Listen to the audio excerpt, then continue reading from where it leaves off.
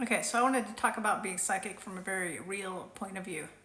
This challenges, the struggles, the triumphs, all of it. Um, I started my journey, my gifts. Well, I was always empathic. At a young age, I was always empathic, meaning like I could sense the whole picture. If I walked into a room, I could sense sort of like the whole picture of that person's life. That seemed to wane as I got older. I was always just naturally empathic, sort of like intuitive, but not really. Yes and no. You know what I mean? Like, I wouldn't have said I have gifts, but I would say, yeah, I'm kind of naturally intuitive growing up. Then I was in an auto accident in 2000, December of 2000, where an angel saved my life, a divine being saved my life. But I was knocked unconscious. And I don't know how long I was out for, but when I came to and during during the rehabilitation in the hospital, that's when my Claire, the one you can hear. What is the one you can hear? Claire, I know this word. I don't know why I'm not thinking of it. But the ability of hearing came online. I could hear a voice in my mind's ear, I guess you could say. That was really loud for a couple of years, and that's when I started getting like downloads and stuff like that, what I was supposed to do, what would happen in the economy, all of these things. And then that got really strong, and I remember I was in a 7-Eleven or something like that, a mini mart, and there was a police officer there, and he mentioned something to the person at the desk about like a murder case, and it was connected to somebody who my family knew who had passed away. And I don't know, I got freaked out because I saw like everything. I saw like where the body was buried, I saw like all of this stuff, and that sort of freaked me out. I did not intentionally close my gifts down though. I did not ask for my gifts to be closed down. I just noticed after that they were a lot less. Then, but they were still there. The Claire audience was still there, but it wasn't as clear. Um, then I started getting into. I'd always smoked weed. I smoked weed since I was 15, very heavily, as heavily as you can. We didn't have dabs back then. We didn't have the stuff they have now. It was bong tokes. Um, so I smoked a lot of weed. Then I started cutting out the weed and I started drinking way more. You cannot drink like you can smoke. Just go ahead and say it. But I found a way. I was drinking about a fifth of tequila a day at one point. I realized I had to stop. Then I quit everything. I quit weed and I had cut down on the weed and quit the weed a couple times in between, but still smoking on and off. Then 8 years ago, I don't know if I'm so bad with time. I think I've been clean and sober for 8 years. It could be 7. I have to go and check my last post. So I think it's been 8 years now that I've been clean and sober. And I quit both at that point. So during that time, I had become a tarot reader. It was when the twin flame thing got really big. I was in the twin flame experiment. What I would call the twin flame experiment. So I started doing readings, and I had been doing readings for at least like 2 years with tarot. Again, I don't know if it was 2 years or more. Could have been more than 2 years. Then, after I quit, not too long after getting clean and sober, I started visions. Visions started coming in.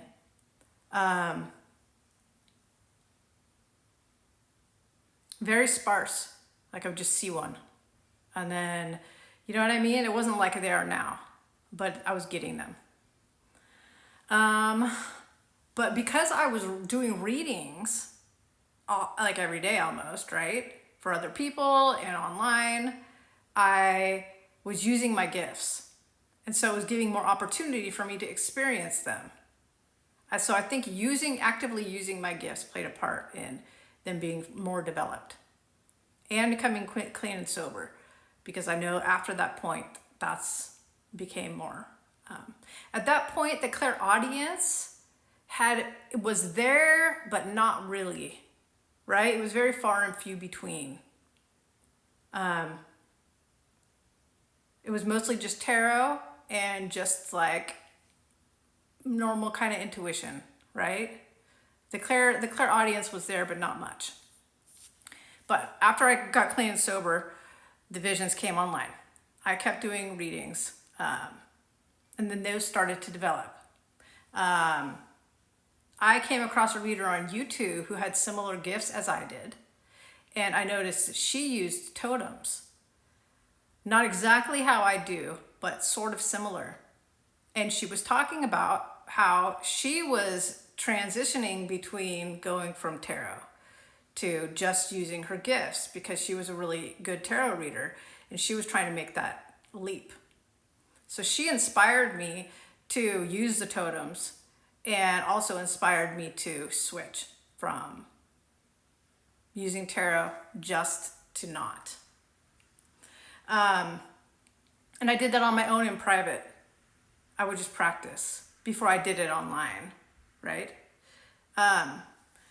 So that's sort of how that went. The visions just kept getting, the more I used it, the more, when I made the totem dictionary, that helped a lot because I could just, I memorized my totems. My guides used my totems, so I could just basically read it like a sentence. Right? Like communicate with your guides, tell them what works for you, right? Like I would be like, read it like a sentence. So if I see new beginning and then I see the scissors and then I see alcohol, I know that somebody's just starting letting go alcohol. It reads like a sentence. Set up your own way and your guides will use that way. I had noticed that for me and the people I was around, tarot was not 100% legit. A lot of the times tarot was inconsistent. And I experienced a time where my best friend, was doing tarot readings for me almost every day. I was addicted to readings. I was addicted to getting readings, which is not healthy because I wasn't staying in the present. I was always wanting what's next, right? Still working on that. I'm a lot better at it, but I'm still working on that. But the readings that my friend was giving me were consistently, and I mean like for like a year, 2 years, consistently telling me the same thing. I believed what it was telling me, but it was wrong. I came to find out it was all false. That really opened my eyes. That gave me a boost to let go of the tarot. Now, again, I want to state that some people are sometimes you can get a really good reading from tarot. A spot on reading from tarot. Sometimes it can be off and it can be manipulated by darker forces to keep you in situations that aren't healthy, to whatever, right? I couldn't deny that anymore. And it was one of those things where I feel that the universe made it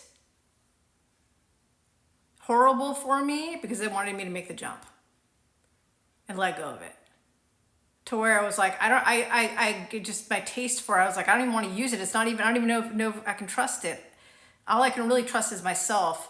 And I know my visions are coming online. I'm just going to go cold turkey. And that other girl was really inspiring me to do that too. Again, though, I say this with no judgment because there are readers out there who are really good, who have intuition. They're able to read through the cards. So there's that. But I'm running out of time here. The only other thing that I would say is that I had to develop discernment with my visions as well, because that can be interfered with. And you really have to feel what it feels like. I think I'm going to do a part 2.